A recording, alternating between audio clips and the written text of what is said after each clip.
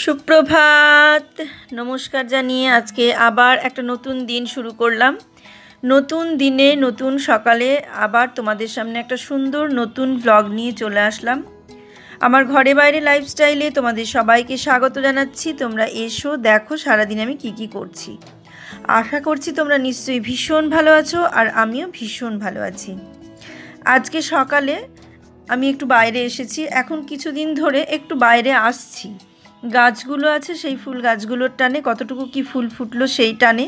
আর তাছাড়া বৃষ্টি হচ্ছে, এখন মাঝে মাঝেই বৃষ্টি হচ্ছে, ওয়েদারটা বেশ ভেজা সুন্দর ওয়েদার।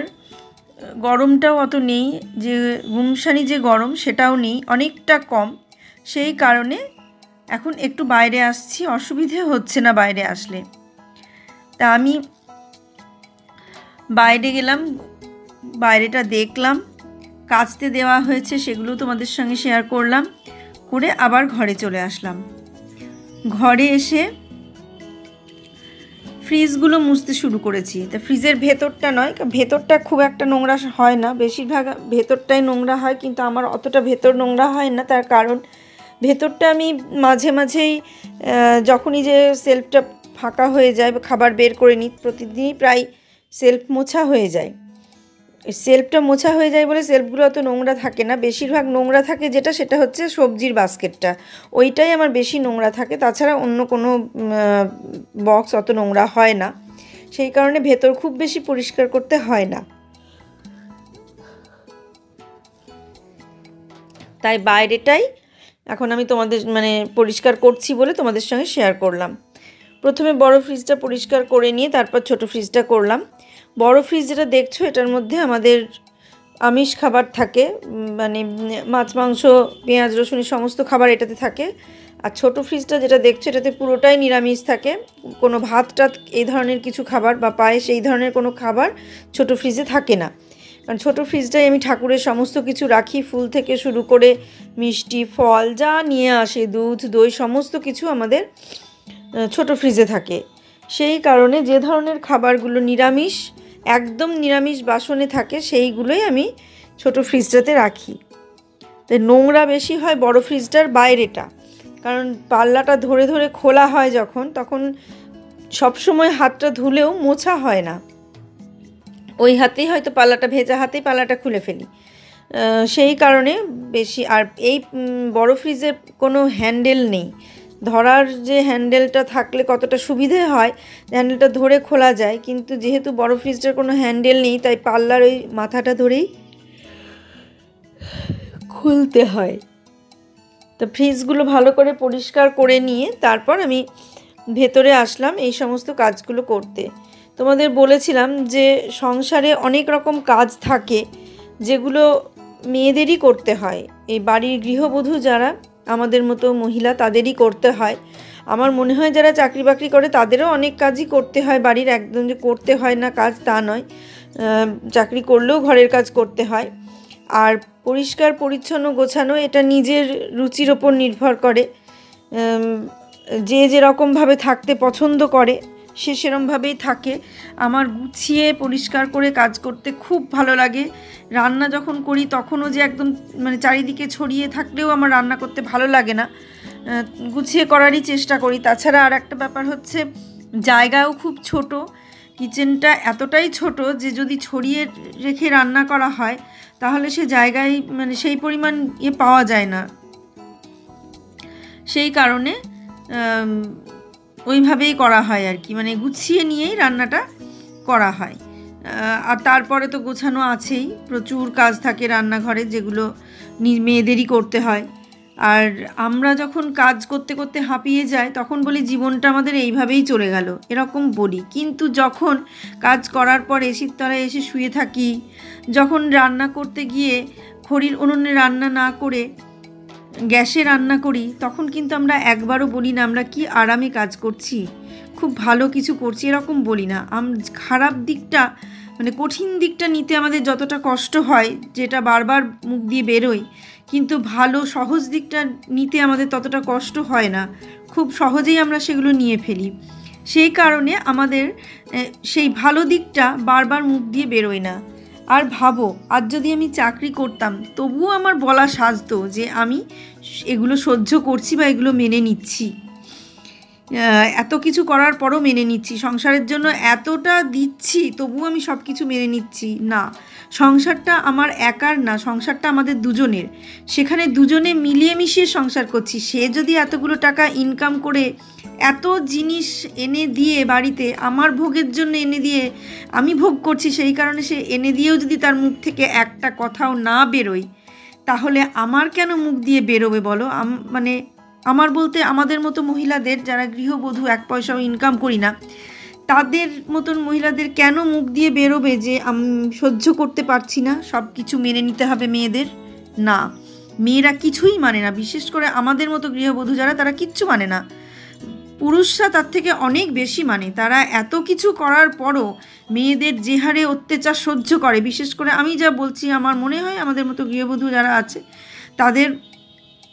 তারা মানে যথেষ্ট পরিমাণ কথা শোনায়, বিরক্ত হয়ে যায়। ছুটির দিন একটা বেটা ছেলে যখন বাড়িতে থাকে, তখন ছুটির দিনে আমরাই ওদেরকে মানে কথা শোনাই যে এটা হলো না, সেটা হলো না, ওটা হলো না, তোমার সঙ্গে বিয়ে না হলে বোধহয় আমার ভীষণ ভালো হতো, আমার আরও ভালো ঘরে বিয়ে হতো, এত পরিশ্রম করতে হতো না, এত কাজ করতে হতো না, এরকম বিভিন্ন কথা বলে যায়।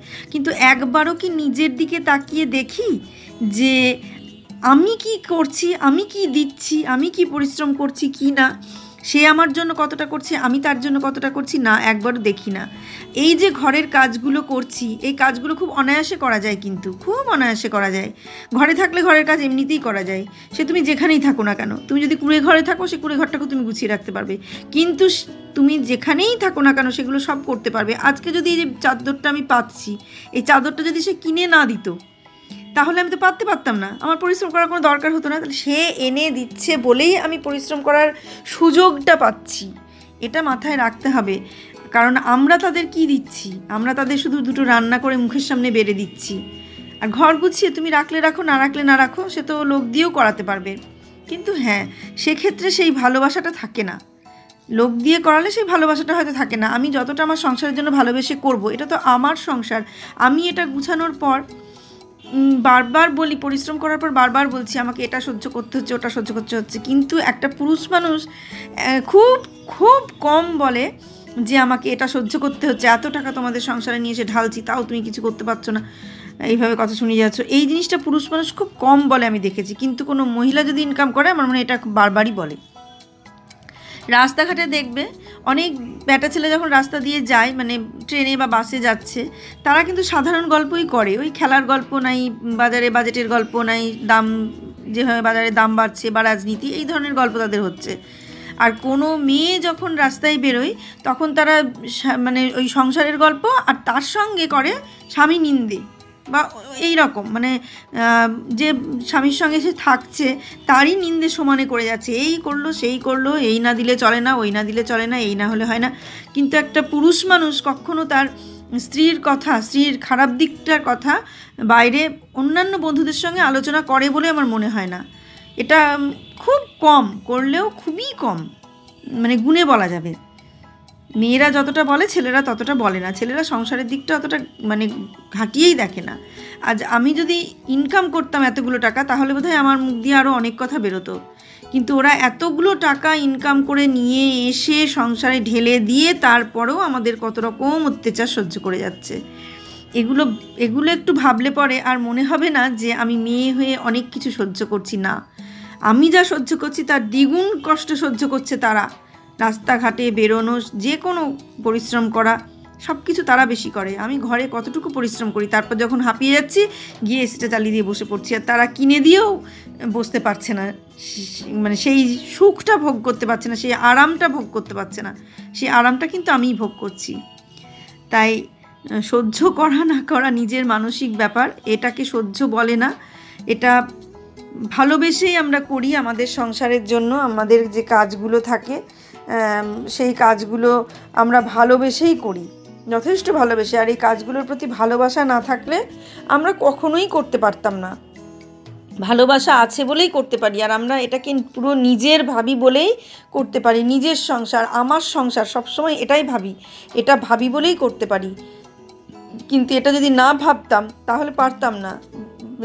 সেইটাই মানে এটাই হলো ব্যাপার যে ধরো আমি যে লোক নিয়ে কাজ করাবো সে কতটুকু করবে, তার যতটুকু বলা আছে সে ঠিক ততটুকুই করবে, তার বেশি তো সে করতে পারবে না বা করবেও না, তার টাইমেরও ব্যাপার আছে।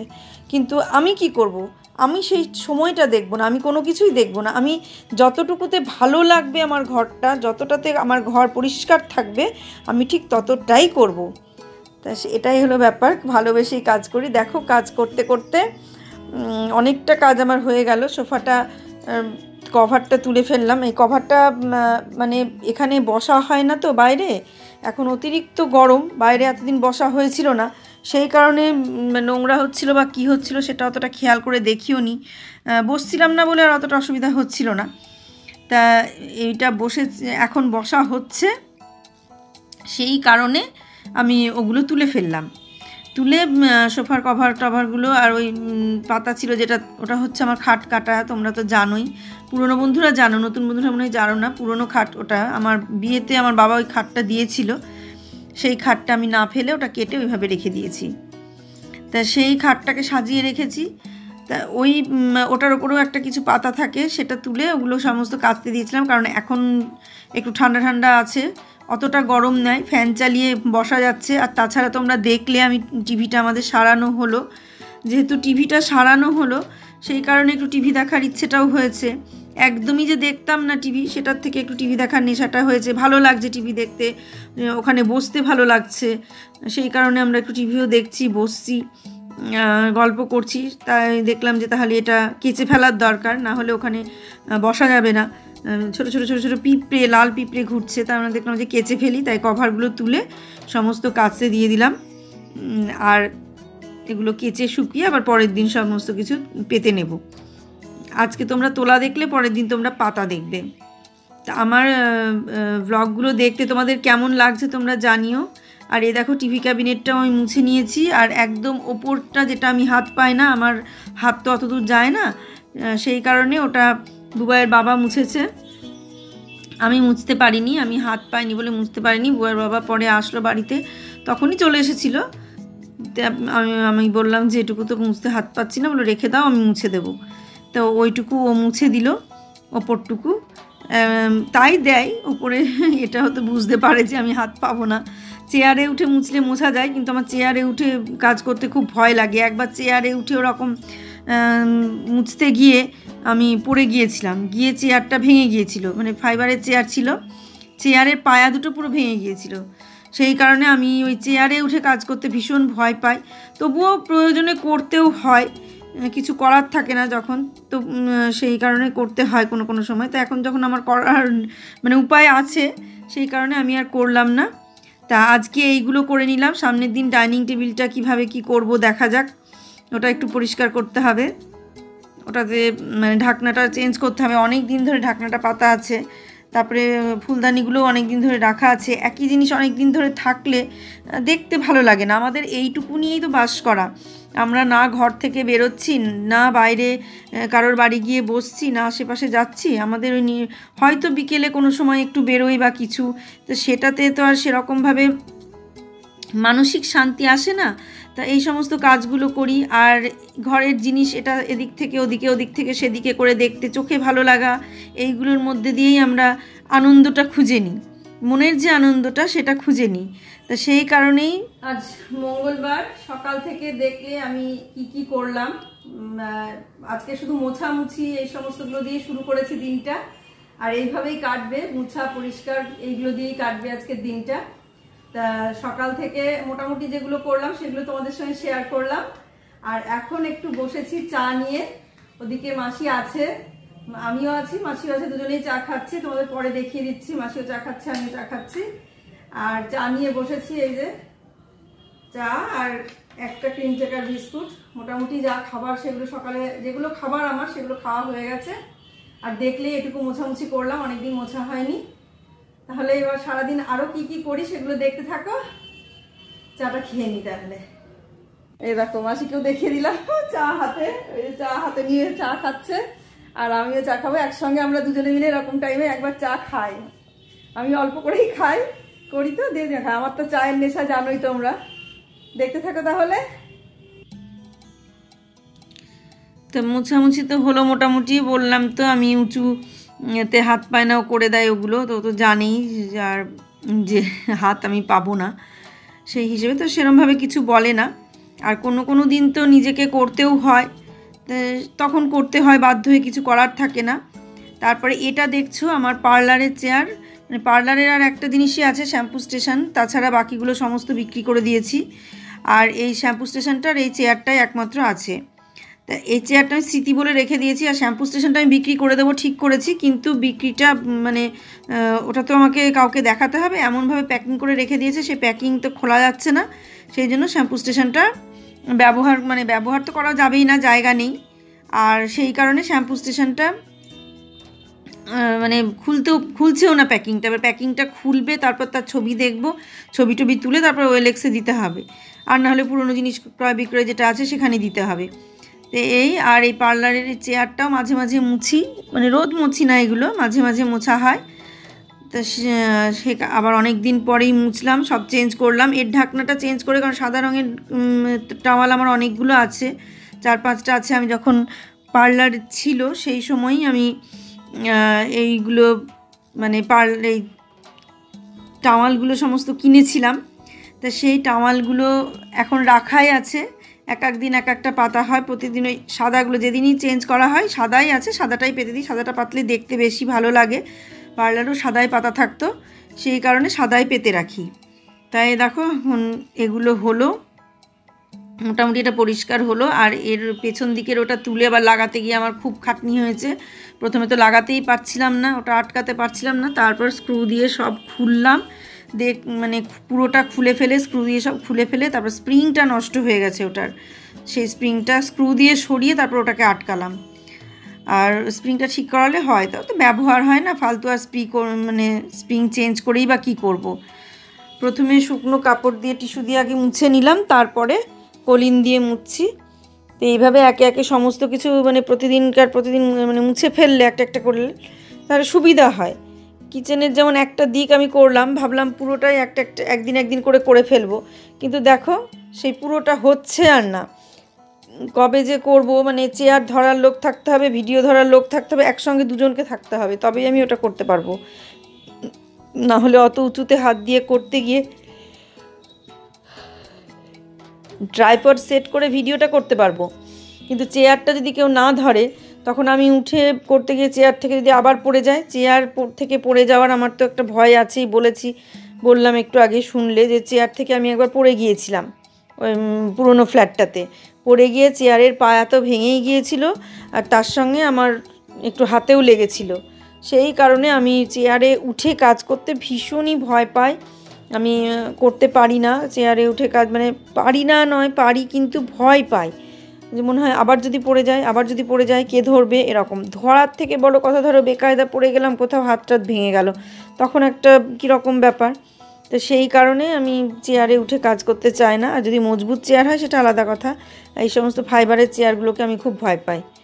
তারপরে এই দেখো এই যে এইবার তুলছি, তো এটা তুলতে গিয়ে হ্যাঁ এইটুকু উঠলো, তারপরে আর লাগেনি, এটাকে পুরোটাই খুলে ফেলেছিলাম, খুলে তারপরে স্ক্রু খুলে আবার সেই স্ক্রু দিয়ে লাগিয়েছি, অনেকটা টাইম লেগেছে, বসাতে যাচ্ছি কিন্তু বসছে না, কিছুতেই যখন বসলো না তখন ওটাকে তুলে ফেললাম। তাই এইভাবে মানে কাজগুলো করতে হয়, অনেক কিছু অফ ক্যামেরায় করতে হয়, অনেক কিছু অন ক্যামেরায় করতে হয়। এই যে এটা তুলে ফেলাটা তোমাদের অন ক্যামেরাতেই দেখালাম, কিন্তু এরপর অফ ক্যামেরায় যে আমি কতক্ষণ টাইম দিয়েছি, এটার পেছনে প্রায় 45 মিনিট সময় লেগেছে স্ক্রু খুলে ওগুলো করতে, তারপরে আবার এগুলো মোছামুছি করছি।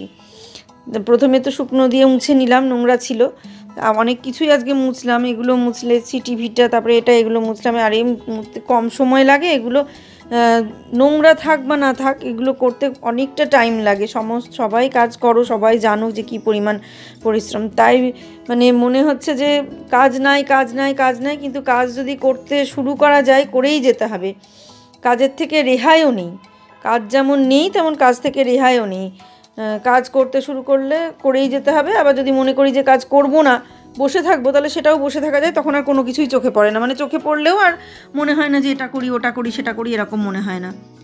তা একটা দিন করে করি, আর পরের দিন ভাবি যে পরের দিনটা কি করব, মানে কোন জিনিসটা শেয়ার করলে তোমাদের ভালো লাগবে, কারণ একই জিনিস পরপর শেয়ার করা নিশ্চয়ই ভালো লাগবে না, তাই একটা করে করি, আর একটা মানে ভাবি যে পরের দিন এইটুকুনি শেয়ার করব, এই কাজটুকু করব, সেই কাজটুকু শেয়ার করব।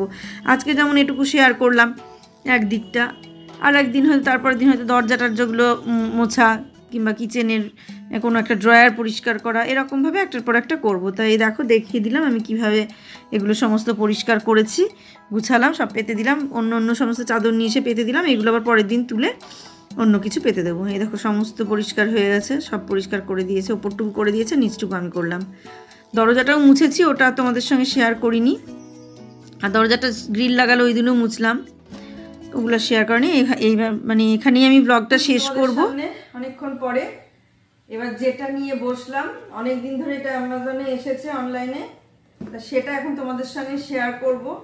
তার জন্য দুটো কাঁচি, একটা চাকু নিয়ে চলে আসলাম। এবার দেখি কি আছে, কি অর্ডার করেছিলাম সেটা আমি জানি, আর অর্ডারটা মানে কি আছে সেটা আমি সব খুলে দেখি, কিন্তু খুলে দেখা হয়নি, সেই কারণে এখন খুলে দেখছি যে এর মধ্যে কি আছে। তোমাদের সঙ্গে এটাকে মানে খুলছি আর কি, একদম তোমাদের সামনেই খুলছি, এর আগে আমি খুলেও দেখিনি। মানে যদি কিছু গন্ডগোল হয় তাহলে আর কিছু করার নাই, জানি না চেঞ্জ করে দেবে কিনা। এই দেখো চিয়া সিডটা এসেছে, এটাই তোমাদের সঙ্গে শেয়ার করছি। প্রথমে একটা কোটর থেকে বের করলাম, তারপরে আর একটা প্যাকেট থেকে বের করলাম। এখানে যে একসঙ্গে তিনটে সেট, এটা এসেছে চিয়া সিড, এটা মানে তিনটে একসঙ্গে সেট ছিল, সেই জন্য ওইভাবে ডবল বক্সে করে এসেছে। এটা হচ্ছে অর্গানিক চিয়া সিড, আমি এটা প্রতিদিন সকালে খাই, সেই জন্য এটা এই তিনটে একসঙ্গে অর্ডার দিয়েছিল। তিনটে মানে এটা সেট তিনটের আর কি। তাহলে আজকের মতো আমি ব্লগটা এখানেই শেষ করছি। তোমরা সবাই ভালো থেকো, সুস্থ থেকো, সাবধানে থেকো। সামনের দিন একটা সুন্দর নতুন ব্লগ দেখার অপেক্ষায় থাকো। আজকে আসছি তাহলে।